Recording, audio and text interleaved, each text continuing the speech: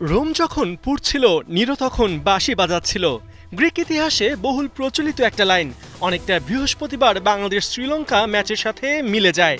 ক্যান্ডিতে যখন বাংলাদেশ গোহারা হারছিল, গায়ানায় তখন সাকিব ব্যাটে বলে আলো ছড়াচ্ছিল।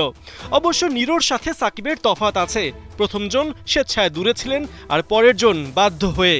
তবে সাকিবকে ভুলতে পেরেছে কি বাংলাদেশ? আমি এখনো ওর যে ব্যাটিং দেখেছি দুটো টেস্ট ম্যাচে, আমি রিসেন্টলি এরকম ব্যাটিং ওর দেখিনি। আমার মনে হয় সবার মনের মধ্যে কোনো না কোনোভাবে ও থেকে যাবে। সাকিব তো world one of the finest allrounder, এবং আমরা আশা করব সাকিব ফিট থাকবে এবং ভালো ক্রিকেট খেলবে। অ্যাজ আ ক্রিকেটার বাংলাদেশের গ্রেটেস্ট ক্রিকেটার হচ্ছে সাকিবুল হাসান, এটার কোনো সেকেন্ড চয়েস কারো কোনো বলতে পারবেন না।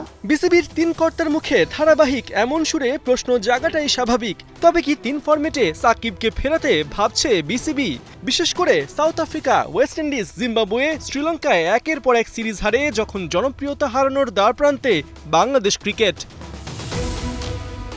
এমন প্রশ্নে ইফতেখার রহমান মিঠু বল ঠেলে দিলেন টিম ম্যানেজমেন্টের কোর্টে। অ্যাজ আ ক্রিকেটার বাংলাদেশের গ্রেটেস্ট ক্রিকেটার হচ্ছে সাকিবুল হাসান, এটার কোনো সেকেন্ড চয়েস কারো কোনো বলতে পারবেন না। তো সবসময় ডোর ইজ ওপেন। এখন এটা সিলেক্টর অ্যান্ড টিম ম্যানেজমেন্টের উপরে তারা কি চিন্তা করছে, কিন্তু যেই জিনিসটা এখন হয়েছে, আপনি আগে কিভাবে চলেছে জানি, কিন্তু রাইট নাও কারেন্ট প্রেসিডেন্ট যেটা করেছে, এন্টায়ার দায়িত্ব cricket operation and cricket team management এবং সিলেক্টেডদের উপর দেওয়া হয়েছে। এক সাকিবকে হারিয়ে এখন ব্র্যান্ড ভ্যালুর খাদের কিনারায় অবস্থান করছে বিসিবি। জিম্বাবুয়ে সিরিজের মতো আসন্ন পাকিস্তান সিরিজ সম্প্রচারেও ছিল অনিশ্চয়তা। বিসিবি কি আইকন ক্রিকেটারদের অভাবটা টের পাচ্ছে?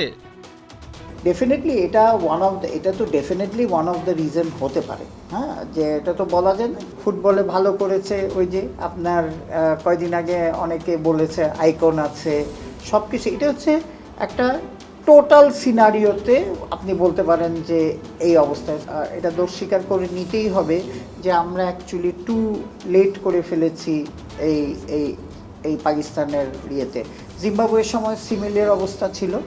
তো এখন আমার মনে হয় যে আমরা যে প্রসেসে এখন যাচ্ছি, যে অলরেডি টেন্ডার হয়ে গেছে, যে নেক্সট মানে অগাস্টে ধরেন, নেক্সটটা অগাস্ট সেপ্টেম্বরে আমরা করব কি নেক্সটটা ফর লং টার্ম দিয়ে দেওয়া হবে। গ্লোবাল সুপার লিগে সাকিব যখন মাঠে দাপট দেখাচ্ছেন, তখন প্রথম বাংলাদেশি হিসেবে লর্ডসে আম্পায়ারিং করার কৃতিত্ব দেখাচ্ছেন সৈকত।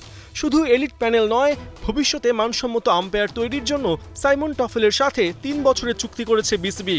এবার জানা গেল সাইমন টফেল একা আসছেন না। তো এক সাইমন টফেল না, তারা একটা গ্রুপ আসবে, তারা গ্রুপ এসে এটা করবে। আর আপনি যদি ইমেজের কথা বলেন, আপনি সাইমন টাফেলের মতো সারা দুনিয়াতে জানবে যে সাইমন টাফেলের মতো একটা ব্র্যান্ড বা সাইমনের এক্সপিরিয়েন্স লোক বাংলাদেশ আম্পায়ারদের আপনার তারা ট্রেনিং দিচ্ছে। তো সুতরাং বাংলাদেশের আম্পায়ারদের ডোর কিন্তু ওপেন হয়ে যাচ্ছে ফর আলাদা বিয়েতে। পার্থ বণিক, ৭১।